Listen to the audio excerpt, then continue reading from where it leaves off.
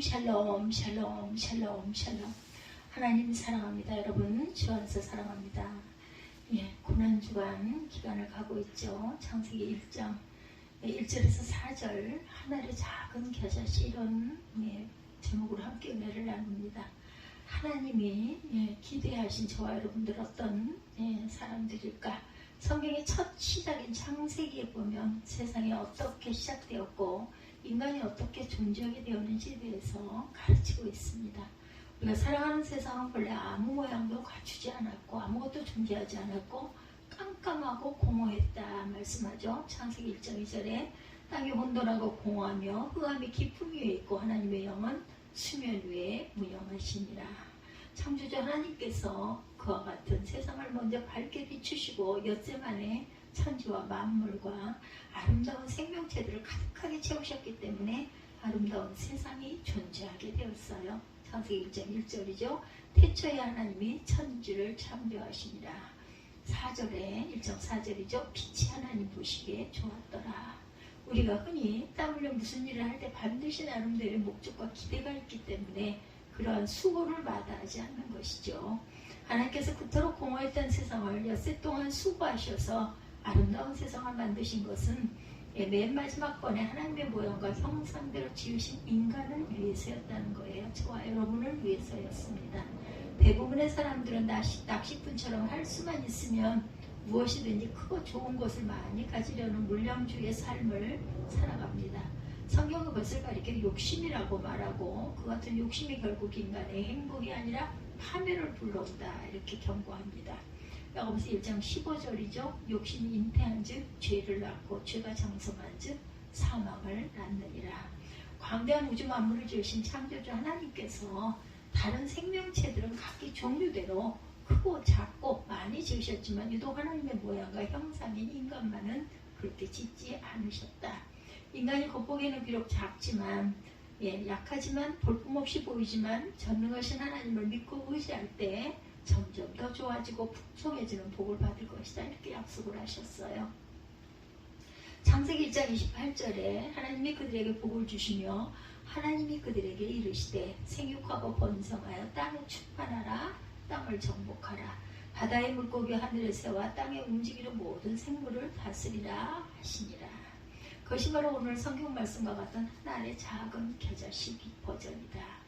하나님의 형상으로 지으심을 받은 인간이 겉보기는 작은 겨자씨 하나처럼 미미한 존재처럼 보였지만 그 한 사람이 생육하고 번성하여 마침내 땅에 충만하게 된 것이다.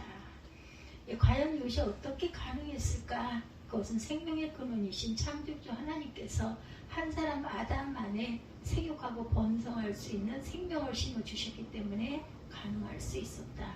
왜 그러셨을까요? 그것은 그와 같은 인간에게 나름대로의 기도와 목적이 있으셨기 때문이다. 과연 그 기대와 목적이 무엇일까? 그것은 인간을 통해서 영광 받으시기 위해서였다라는 거죠.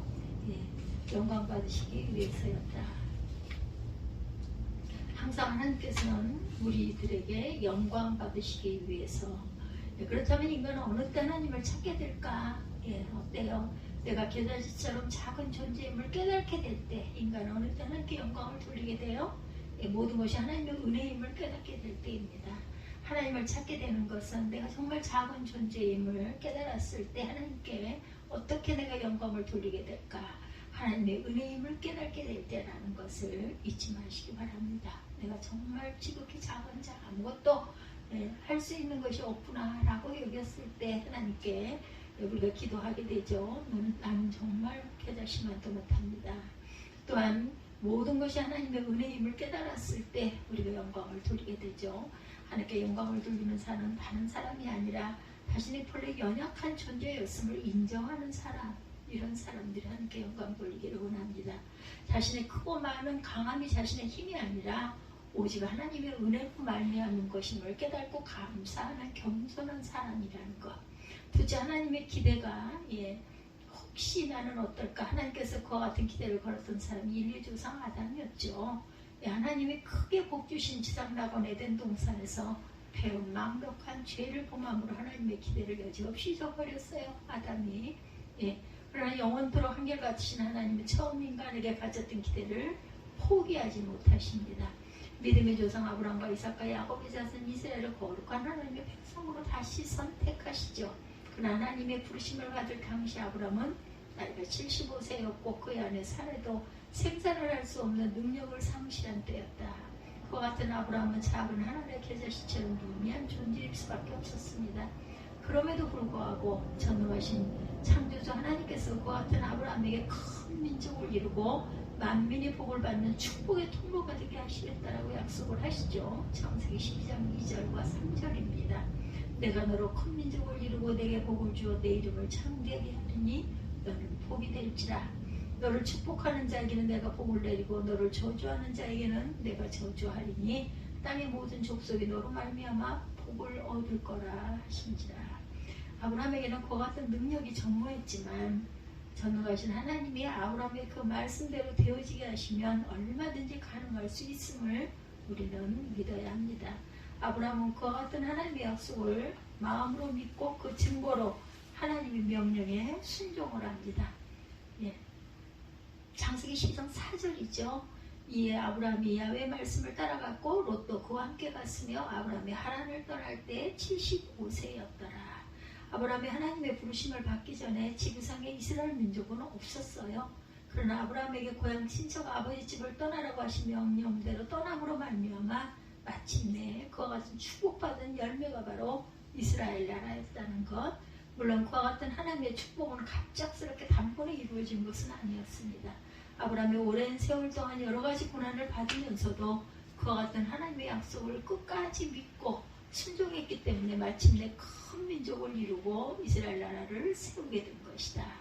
그러므로 아브라함은 믿음이 어떤 것이고 믿음으로 사는 것이 어떤 것이며 믿음으로 사는 자가 어떤 복을 받을지 본을 보여주는 믿음의 조상이라고 일컬어지게 된 거죠. 로마서 4장 12절에 또한 할례자의 조상이 되었나니 곧 할례받을 자에게 뿐 아니라 우리 조상 아브라함이 무할례 시에 가졌던 믿음의 자취를 따르는 자들에게도 그러하니라 말씀하고 있어요.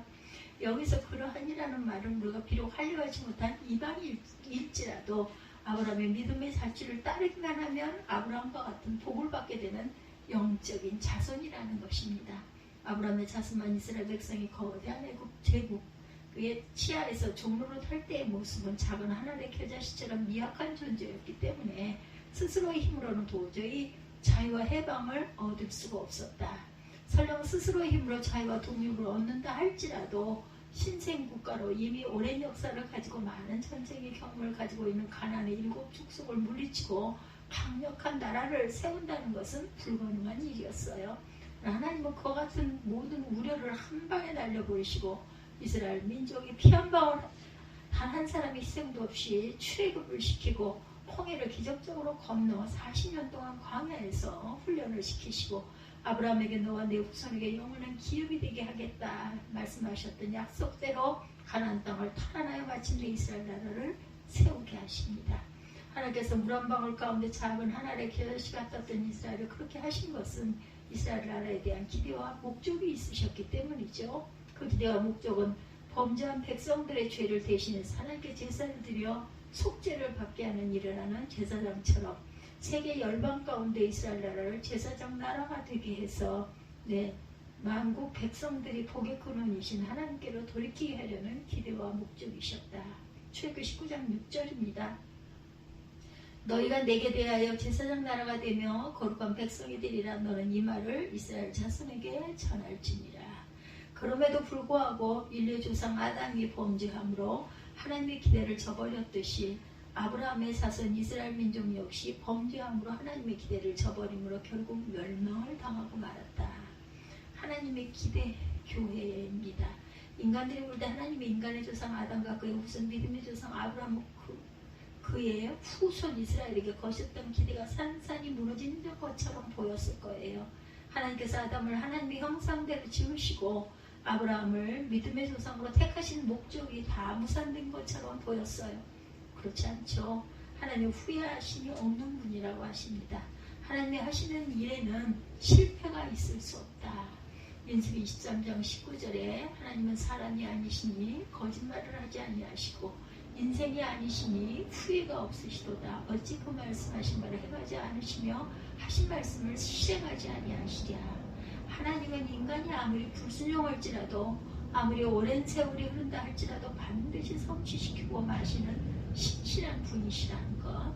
둘째 아담입니다. 이를 조상 첫 아담의 범죄로 말미암아 그 후손의 모든 인간들이 사망이 찾아왔지만 하나님은 그것을 근거로 둘째 아담 예수 그리스도를 세상에 보내서 인간의 죄를 대신 짊어지시고 십자가에 달려 죽으심으로 모든 죄를 속죄하셨기 때문에 구원받은 인간은 도리어 영생을 얻게 할 수 있었다는 것. 고린도전서 15장 22절입니다. 아담 안에서 모든 사람이 죽은 것 같이 그리스도 안에서 모든 사람이 삶을 얻으리라.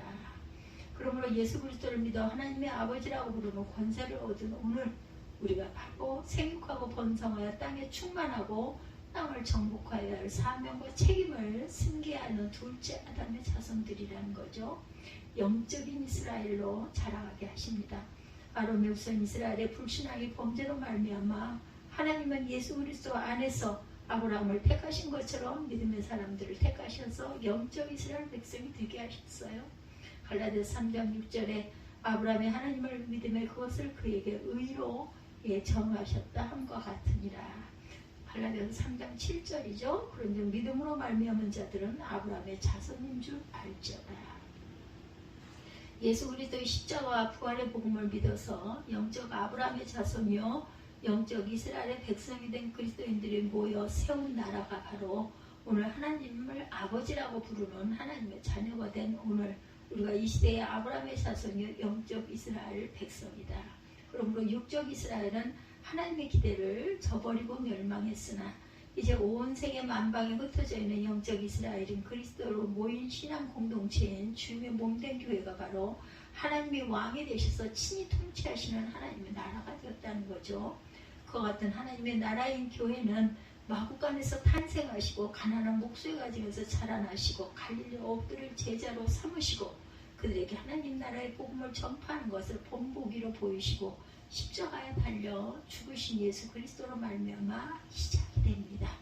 육신적으로 강력한 로마 제국과 영적으로는 회칠한 무덤 같은 바리새인들에 의해 점령당한 처지에서 그와 같은 예수 그리스도와 제자들은 기대와 희망을 전혀 볼 수 없는 하늘의 작은 겨자씨처럼 보였어요. 그러나 그 겨자씨만한 예수 그리스도는 온 인류를 지으시고 구원하실 수 있는 생명의 근원이셨다라는 것. 하늘의 겨자씨처럼 초라하게 보였으나 예수님이 온 인류를 살리신 생명의 근원이 되시죠. 온 인류를 구원하실 구세주가 되셨어요. 그를 믿는 만민을 복되게 하실 복의 근원이 되신 거죠. 그와 같은 예수께서 택하심을 받고 부름을 받고 가르침을 받고 훈련을 받은 제자들이 겉보기에는 하나님의 작은 겨자씨처럼 미묘하게 보였지만 예수님은 첫 아담과 이스라엘이 걸었던 기대를 제자들을 통해 성취하시기를 원하고 명령하시죠. 마태복음 28장 19절입니다. 그러나 너희는 가서 모든 민족을 제자로 삼아 아버지와 아들과 성령의 이름으로 세례를 베풀고. 아무리 예수님이 제자라 하지만 모든 민족 앞에 작은 겨자씨 하늘과 같은 제자들이 그렇게 위대한 비전을 어떻게 이룰 수가 있단 말일까. 그러나 사람은 할 수 없지만 약한 자를 들어 강한 자를 부끄럽게 하심으로 마침내 생명의 복음이 지금도 세계 만방에 널리 퍼져나가며 사단의 나라가 정복되고 하나님의 나라가 확장되고 있다는 것. 그 숫자가 무려 세계 인구의 3분의 1이라 되는 20억이 넘는다고 하는데 그들이 모두 생명을 살리는 빛과 소금으로 변화가 된 삶으로 전파하기만 한다면 기필코 하나님이 통치하시고 영광을 받으시는 천국이 이루어지고 말 것이다. 그렇게 될 때 다 자란 겨자씨가지처럼 오매 가지가 온 세상을 덮음으로 사냥꾼에 쫓기고 더위에 지쳐 헐떡이는 새와 같은 가련한 인생들이 주님의 몸된 교회 안에서 피하여 안식과 평안을 누리는 하나님의 나라가 도래되고 말았다는 거죠. 이제나 그 어제나 오늘이나 변함없는 신실하신 하나님은 처음 인간과 믿음의 조상 아브라함의 자손이 이스라엘에게 거셨던 기대를 어떤 방법으로 이루시길 원했었어요. 바로 예수께서 말씀하신 오늘 본물 하늘의 겨자씨의 믿음으로 이 비유의 비밀이 현실로 이루어져서 하나님 나라를 이미 완성하시고 확장시키셔서 마침내 온 세상 나라가 되게 하실 것을 나타내 보여주셨다라는 것입니다. 성경을 돌이켜보면 수많은 하나님에게 쓰임받은 수많은 사람들이 여러분보다 연약한 무능하고 연약한 작은 겨자씨와 같은 사람이었으나 전능하신 하나님께서 그들과 함께 하셨을 때 그들을 통해 복음이 확장되고 교회가 세워지고 구주와 선행이 실천되어지고 하나님께 영광을 돌리는 교회와 가정과 성도들이 되었음을 기억하시기 바랍니다. 고린도전서 1장 26절에 형제들아 너희를 부르심을 보라 육체를 따라 지혜로운 자가 많지 아니하며 능한 자가 많지 아니하며 문보를 좋은 자가 많지 아니하도다. 하나님의 기대를 이루어 드리기 위해서 2024년 우리가 해야 할 책임과 사명이 무엇인지를 알고 순종하고 나아갑니다. 비록 우리가 작은 겨자씨와 같은 자라 할지라도 먼저 나부터 말씀을 듣고 배우고 흑신하고 사명을 감당할 수 있는 지혜와 능력을 간절히 부르짖어 구하고 배운 말씀을 깨달아진 말씀을 믿어지는 말씀을 전하는 자를 통해 우리 교회와 가정과 성도들을 이 시대에 큰 가지가 되게 하실 것을 믿고 순종하기만 하면 반드시 주님이 되게 하여 주신다는 것을 실천하고 또한 증거할 줄 아는 그러한 저희들 우리 교회와 가정과 각 사람을 향하신 하나님의 기대를 넘치도록 채워드리기 위해서 좀 더 주님의 말씀에 가까이 다가가고 그것을 실천하고 행함이 있는 믿음으로 성령 충만을 받아서 천국을 확장하는 저와 여러분들이 되시기를 주님의 이름으로 축복합니다. 기도하시겠습니다.